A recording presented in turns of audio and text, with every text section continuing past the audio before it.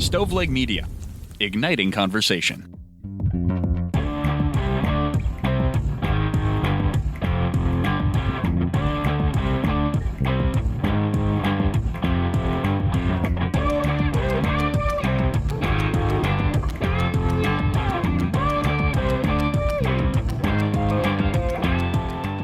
This is True Crime Cast. Jamie, as always, here with John. How are you? Dude, I'm doing great. It's been a great day. Awesome to hear, buddy. Productive and also relaxing. Okay, those are the best. That's like peak combo right there. It was, yeah, like they intertwined in such an amazing way. I just feel great. How are you doing? I'm good. Today was good for me as well. I think that means tomorrow is going to suck. Okay, well. I mean, law of averages over here. Law of averages. You know what doesn't suck? I don't. We got Dylan, who came in over on Patreon, and he joined us at the $4.50 a month, which I didn't know Australian? What that meant. So is it in pretend money? Dylan, if we owe you something, we will be on top of that. So, but I do want to say thank you so much for joining us. And I think we also said Amanda joined us last week at the $3 a month level, but just in case, I want to give Amanda a shout out as well. Yep, we really appreciate you guys supporting us. Also appreciate all the 5-star reviews coming in. This is from Katie Houston. It says, I really enjoy these guys. I love how they communicate the story and with each other. Thank you, Katie. This is from the NASCAR fan, like DE NASCAR fan. I did not write this one. I first heard John and Jamie on Chris Jericho's podcast and thought they were so well spoken. I now go to their page first whenever I'm in the mood to listen to podcasts. I have yet to find an episode I don't really enjoy. Great job, guys. Look forward to listening more. Good news for you, the NASCAR fan. This Friday, we will be on Talk is Jericho breaking down D.B. Cooper. Dude, yeah. Thank you so much to NASCAR. And I would love to just chat with you about NASCAR.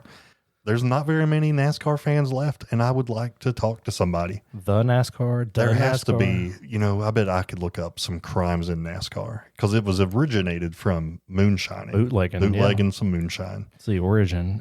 Today's is not as fun as moonshine, and I knew this case came to us from somewhere. I knew it was recommended. Did you track down where it came from? Because I did. Well, then why don't you just tell me? Yeah. No, I did not. I looked on Patreon because we get a lot from there. I looked in our reviews. I looked in our email. I looked in our social media messages. This actually came from Mackenzie's husband. Oh. Mackenzie, our lead writer, her husband recommended this case. And honestly, aside from one small piece of it, I'd never heard this name before. So... Yes, that's the exact same with me. I did not know this case existed. In fact, I tried to find something to listen to on a drive home one day about this case just to kind of start my research. Only one podcast that I found. Yep. So we are going to at least be the second. We're always number 2. I've always said that. Number 2 is first loser. Jamie, let's get into it. Yeah, why don't you get us rolling, buddy? Clay Tiffany was a staple in Briarcliff Manor in Westchester County, New York. As a teenager in the 1960s, Clay was an exceptional athlete who went for long swims in the Hudson River. I feel like that is the most New York thing you could say. Yeah. I went for swims in the Hudson River. Right. He was also an avid jogger and a star basketball player at Briarcliff High School. In fact, a trophy display case at the school had a plaque listing all the school's 1,000-point scores, and Clay's name was on that. So that's incredible. That's like a pretty cool milestone to hit in basketball. Absolutely. Clay was funny. He was lighthearted, according to friends. He was very smart. He majored in English at Colgate University. One of his friends from high school would go on record to say that he was opinionated and somewhat wild, but lots of fun to have talks about big issues with, and he was a good friend, end quote. Clay went on to become a school teacher and coached the girls' track and field team, but people started to notice some things were changing. One of his former schoolmates would go on the record and say, quote, I did not notice that some kind of change came over him until the early 1990s. He seemed to have become agitated and almost glowed with indignation over problems involving race, politics. Gosh, you name it. I tried to recall the guy I knew, but it became difficult. end quote. So this friend is saying something changed. He became this happy guy that then all of a sudden something triggered him to become angry and got really involved into race, politics, and all kinds of stuff that just made him angry. Many of his friends wondered if he was suffering from some kind of an acute mental illness that turned him into a very polarizing figure. Yeah, it is a sharp change, and we may not know the exact reason that happened, but it is do me a favor? Very important. I'm already kind of an angry guy, so if you notice me getting more angry, please say something. Okay. Thanks. Well, I got something to tell you. I didn't ask you. I'm kidding. Yeah, no, it is interesting because of the big change, and I think people change over time, but it's not often that drastic in that short of amount of time. And usually, you don't get angry and then get political. It usually goes the other way, from my experience on social media, at least. In the late 90s, somebody thought it was a good idea to give Clay a public access cable TV show. He called it Dirge for the Charlatans. Talk to me like I'm 5 and tell me what dirge means. Is that like spilling the tea? Dirge is like a lamentation, like a lament, like you're essentially complaining. So complaining, and charlatan is basically a fraud. Okay. So complaining about all the elite, fraudulent people in society, which is politics. On his show, he was somebody who attacked local officials, the police, village officials, landlords. He went at them for the things that he perceived as injustice or ill will in the community toward people. And this is on a TV show. This is before the internet. So I would like compare this to a bad Facebook group who just gripes about everything. Yeah, I think public access, think of this as like a live morning radio show with video attached that you could watch on TV. Yeah. His appearance also made for an interesting show. He was tall. He had a thick afro of curly red hair.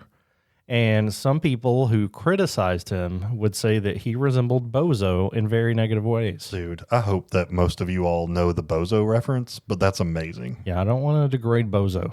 I always wanted to throw the ball in the bucket. Yeah, I practiced. The grand prize game. Grand prize game. Clay would track down the targets of his anger, people in the community that he thought were negatively impacting individuals. He would track them down with tape recorders, and he would try to get them to say something that he could use on his show to show what he thought was true about their personality. So if he thought they were hateful, he wasn't interviewing them. He was like baiting them into saying something to a hidden recorder. It was absolutely rage baiting. And a lot of people saw him as an activist. He was out there trying to solve injustice. And, you know, I think this with cell phones, people are doing this all the time now. So if anything, he was ahead of his time. Fox News correspondent Jeanine Pirro was the Westchester district attorney, and she was one of Clay's targets. The first time was in 99 when Pirro was given a talk the night before her husband was arraigned on federal tax evasion and conspiracy charges. At the end of her talk, Clay shouted out loud, "How's your husband?" 4 years later, he was on a group of protesters at one of her book signings. He was mad at her for not prosecuting a Briarcliff police officer that he thought was corrupt. And we'll get back to that guy pretty soon because he may not have been wrong. But he yelled, "What's the matter, Jeanine? Did you have a bad facelift?"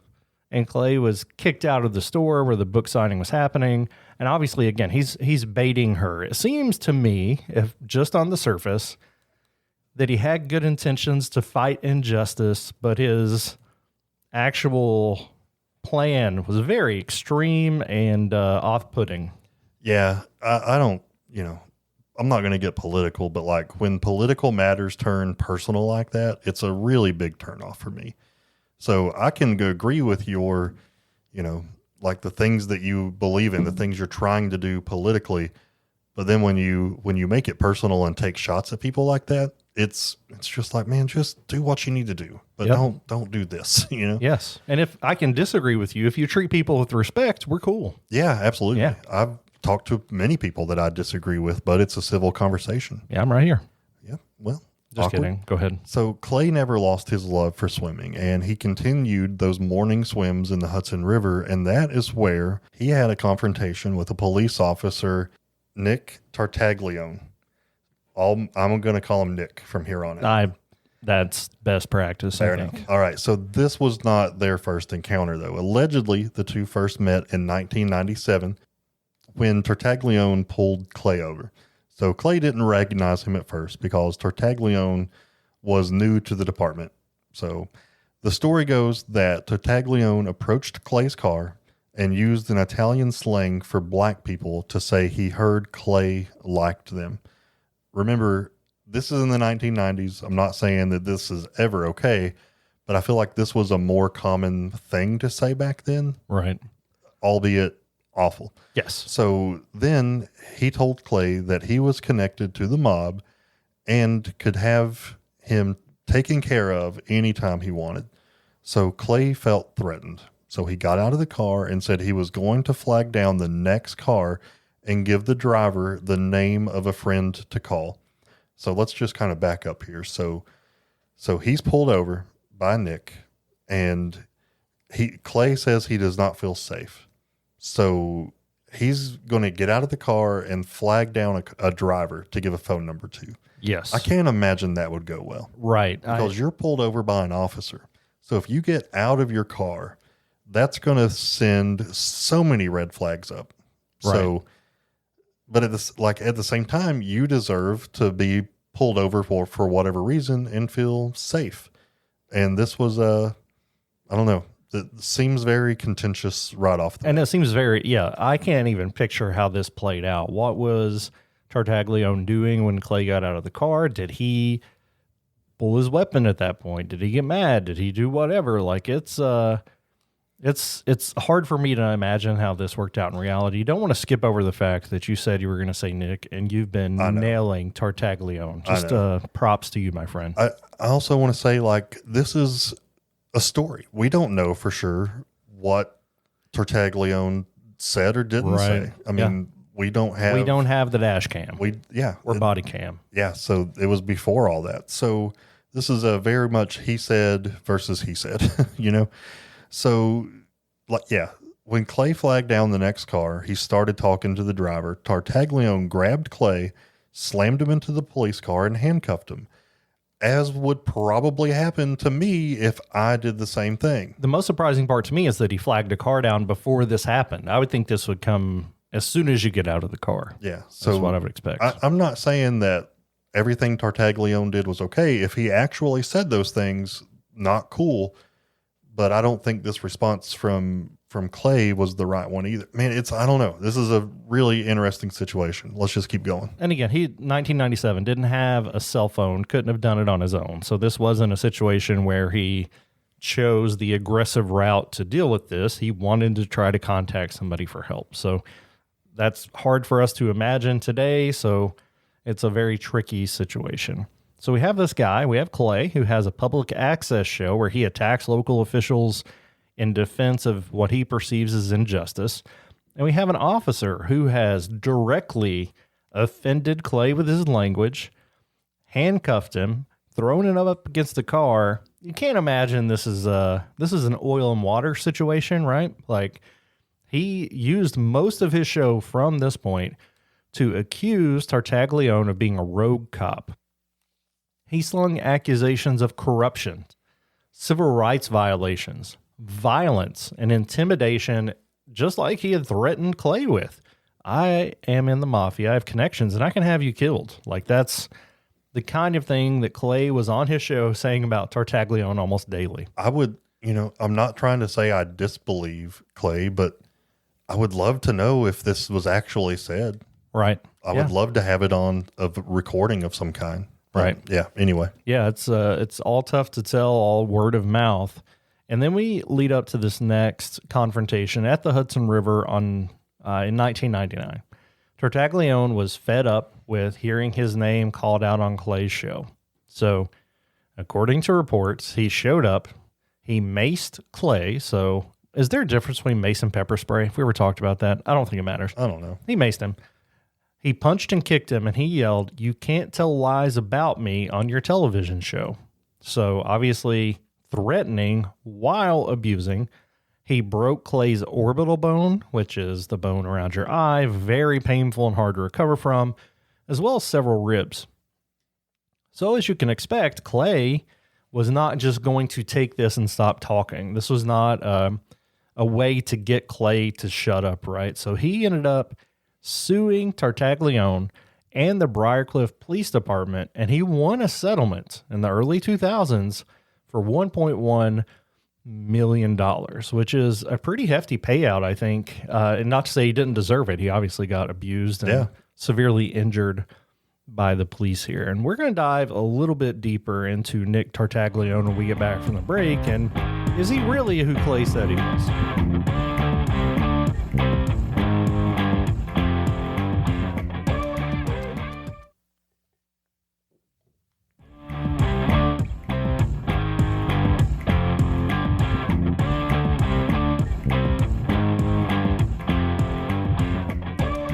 So let's take a little closer look at Nick Tartaglione. So in February of 1993, 25-year-old Yonkers native Tartaglione was hired by the Mount Vernon Police Department. And we live so close to a Mount Vernon. It's so hard to get that image out of my head. I'm sure it couldn't be more polar different or opposite than Yonkers, New York. I don't think he'd fit into the Rockcastle County demographic. The mayor at that time was really concerned about the high turnover the city had been facing. So when Tartaglione and 5 others were sworn in, the mayor asked them not to use the department as a stepping stone for better jobs. But Tartaglione transferred out a year later to join the Yonkers Police Department. He didn't stick around that long in Yonkers either. So in September 1994, he joined the Pauling Police Department. But by April of 1996, he had resigned, and a month later, he was hired by the Briarcliff Manor Police Department. So 1993, he joins Mount Vernon, and then he goes to Yonkers, and then he goes to Pauling. And within 3 years of becoming a police officer, he's in his 4th police department in Briarcliff. It's interesting to me that he resigned and then wasn't hired by anyone until a month later. I'm going to step out and say, like, that's kind of abnormal. So was this a situation where he was like, you need to resign or we're going to fire you? And then it took him another month to find a job. It's just kind of interesting. Like, most people don't resign and then find a job afterwards a month later. You know what I mean? Yeah, no, it's certainly interesting. And we don't have that paper trail, unfortunately. But we do know that this is all messy. He's not found a happy place to work, or he's not liked where he works and he moves on. Either way, he's not sticking around. In 2001, he was fired from Briarcliff Manor after being charged with perjury and official misconduct. Again, this was after he had beaten up Clay Tiffany and the village had been sued and all those things. He was asked to testify here, though, at a DMV hearing regarding a drunk driving arrest that he had made. Now, he was acquitted, but the police department still let him go. So they fired him, saying that he had messed up in this drunk driving arrest and he was charged, but he was found not guilty, which you can't retry him for that. But at this point, his reputation's ruined and everybody in the police department thinks he's shady, so they did let him go. He would sue the village 4 years later in 2005 to get his job back with $320,000 in back pay. Doing a really quick math in my head, do you believe that people in the Briarcliff Manor Village Police Department made $80,000 a year in 2001? Maybe they did. I don't know. It seems like a lot. He said that authorities made up this perjury charge as a way to get him out of the police force. They just didn't like the way he did things, and they were using this to try to fire him and to, find a way to fire him with cause so there would be no kind of retaliation. Ultimately, he retired on disability based on a work injury in 2008 with an annual pension. So less than a decade after this incident with Clay, he's at home in 2008 collecting his pension. This is not the last time that the police force in Briarcliff would hear from him. 2 years later, Tartaglione requested a re-examination. The comptroller's medical board made a very rare move and said that Tartaglione was well enough to go back to work, that his disability, for whatever reason, whether it had improved or was misdiagnosed earlier, was no longer an issue. So he was immediately placed on the top of the eligibility list for rehiring by the Briarcliff Manor Police Department. In response, the police department didn't hire anybody for 4 years until his eligibility expired. What a move. You know that you're dealing with just a pain in the butt. If you're willing to everybody is going to work as hard as we can. I'm sure it was miserable, but not as miserable in their eyes as having him back in the department. Right. And I mean, you got to think they're begging people not to move, not to retire. They're giving bonuses and that kind of thing to keep people around because they can't just not have officers. So when this happened, his eligibility was over. He wasn't retired, but due to some loopholes and the way things worked out, he was put back on disability. The village manager said there was never any question, any self-doubt that the village did the right thing in closing the issue and detaching Mr. Tartaglione. While all these scandals were happening, Clay was reporting them all relentlessly. He never tired of airing his grievances on his show, especially when it came to Tartaglione. On the night of March 26, 2015, police were called to Clay's house after someone asked for a welfare check. Clay Tiffany was found in his home deceased. It appeared that he had died alone, and rumors around town were that he may have been dead for about a week or two.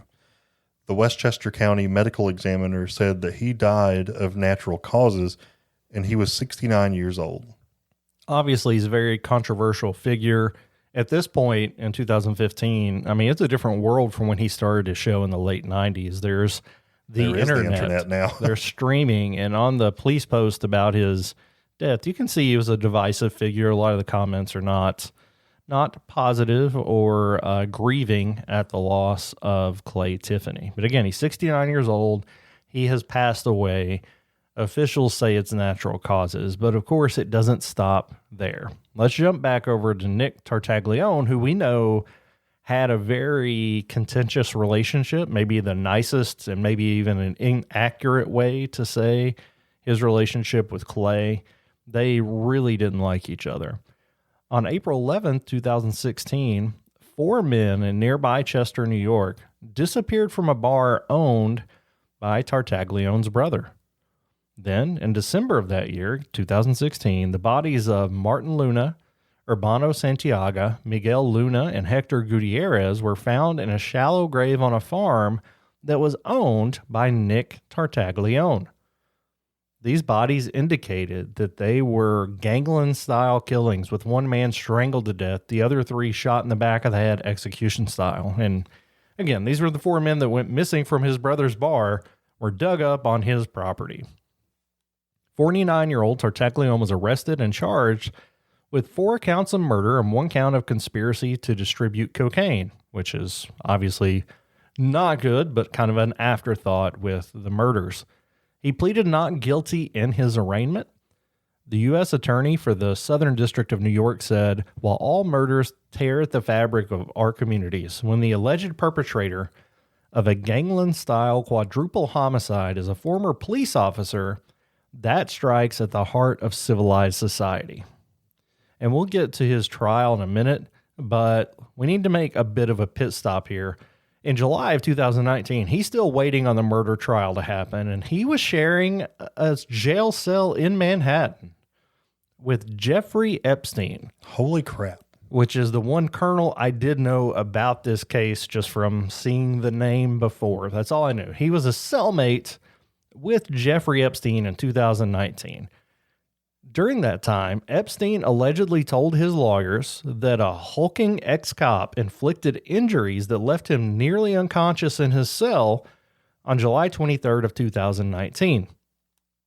Epstein would be treated for neck injuries the following day, which we know ultimately he died of neck injuries or a hanging or a suicide or a homicide, or depending on how you believe, it was certainly questionable circumstances. I saw a TikTok this morning where they had pictures of his medical examination, and a lady who says that she is a medical examiner herself said, no, look at him. He's still alive. So her opinion was Epstein is still alive somewhere. Okay. All right. So that just goes to show you there's a wide spectrum of beliefs on what happened to Jeffrey Epstein. Yeah, so many. But what we do know is that he shared a cell with Nick Tartaglione while he was waiting trial for murder. I wonder,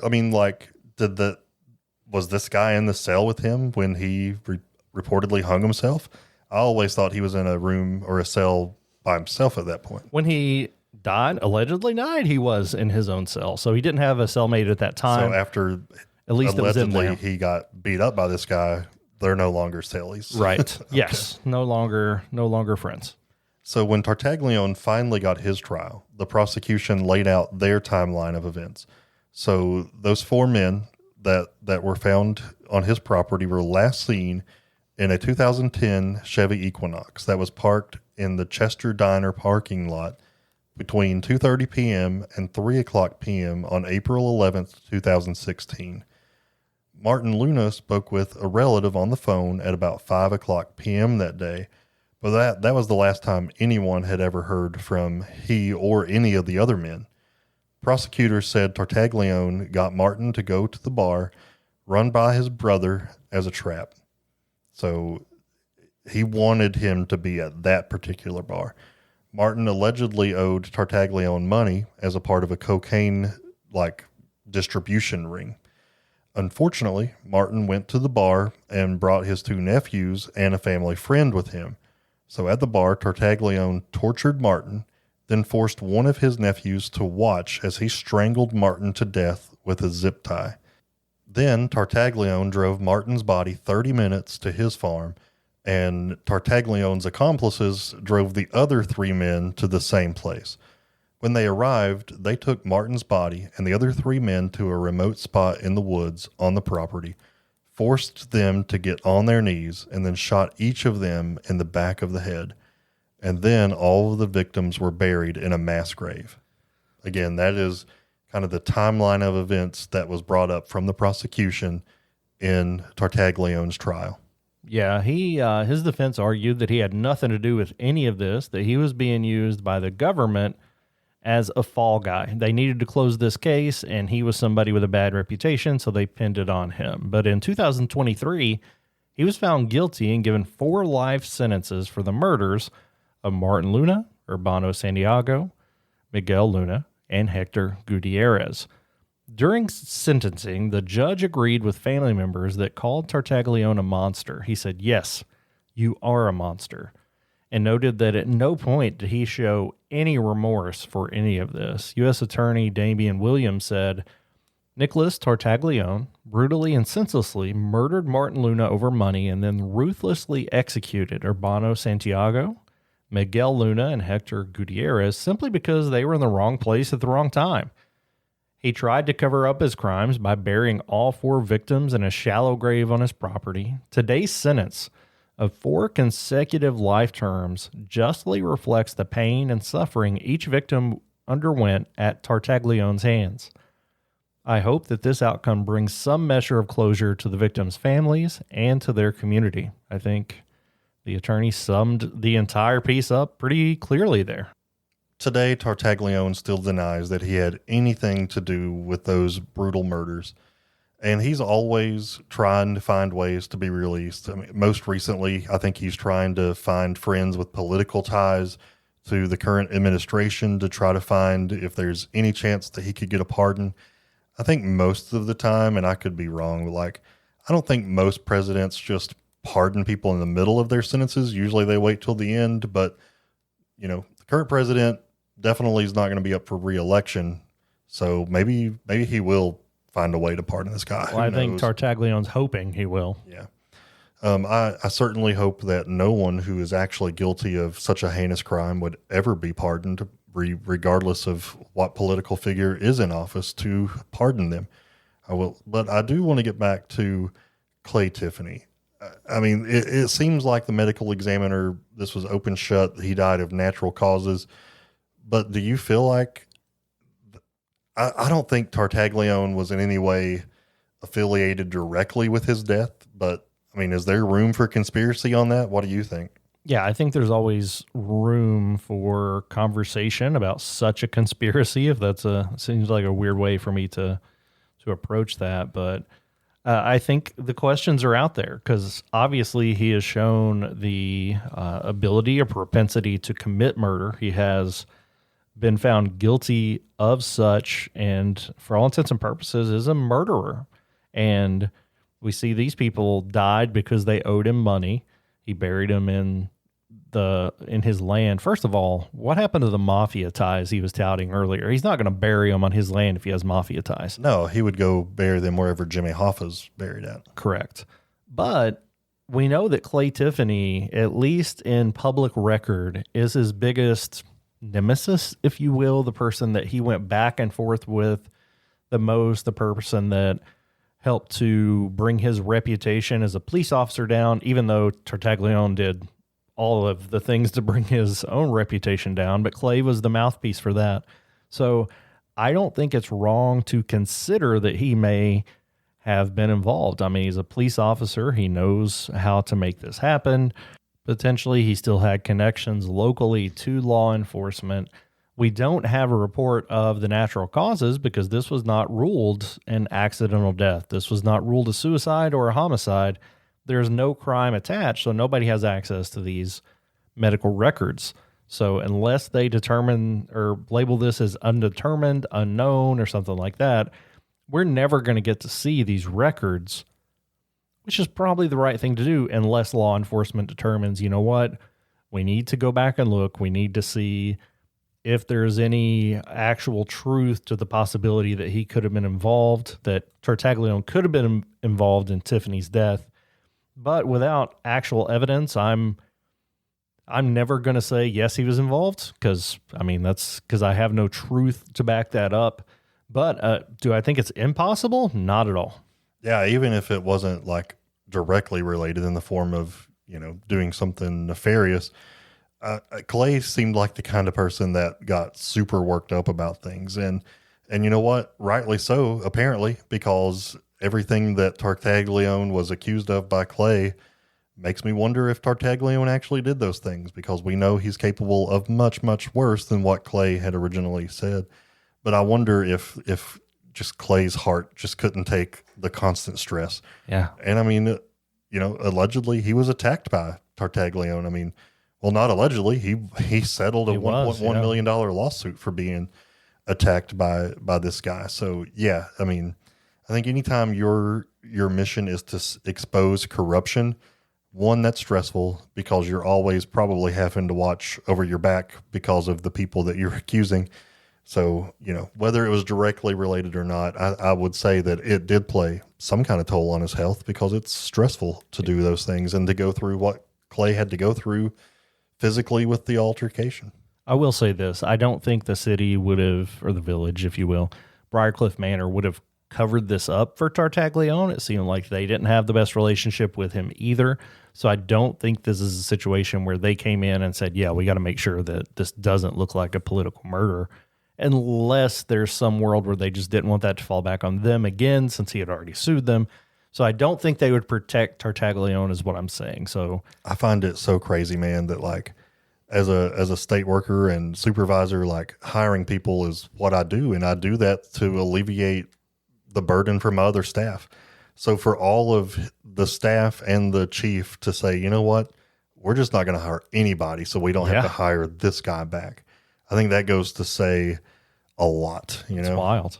So perhaps there's a scenario where they just didn't dig deeper into it, and maybe that needs to happen. But until I see more evidence, I'm not going to even, go down that road of, yes, he did it. Could he have? It's certainly possible. He certainly has a propensity to kill, and he seemed to hate Clay Tiffany. So if his death got more attention, I would not be upset about it. But at this point, I don't know that needs to happen just yet. Absolutely.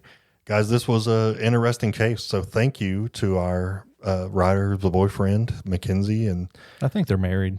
They're married. They're married. Why did yeah. I say they had a boyfriend? wedding? Yeah. Anyway, man, it's been a long day, and maybe all my chores have finally caught up to me. Dude, I will say this. You have said Tartaglione so many times, and you have said it beautifully. So huge props to you. Like a boss. If anybody has ever given us a negative review due to us mispronouncing things, I think you need to correct it today. I think this is where it needs to go. Thank God he is not from the state in which Boston is. Yeah, that's been an ongoing issue as of late of people.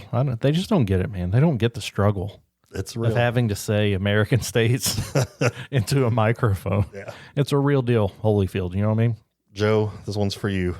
We, yeah, guys, we love you. We appreciate you. If you've listened to everything that we have and you want just a little bit more, don't forget you can check out Patreon. You have bonus episodes over there for the last 7 or so years, and they're all instantly available as soon as you sign up for your first month. Yeah, we really appreciate everything you do. Leave us some reviews. Great place to leave episode recommendations and any kind of feedback. Feel free to contact us on social media or via email at truecrimecast@gmail.com. We look forward to seeing you all next time. We also look forward to you checking out Talk is Jericho on Friday as we go deeper than ever into DB Cooper and talk about the recent updates in the last couple of years of claims people are making saying they know who DB Cooper is. So we're going to find all that out. Talk is Jericho on Friday. Until next crime, this has been True Crimecast.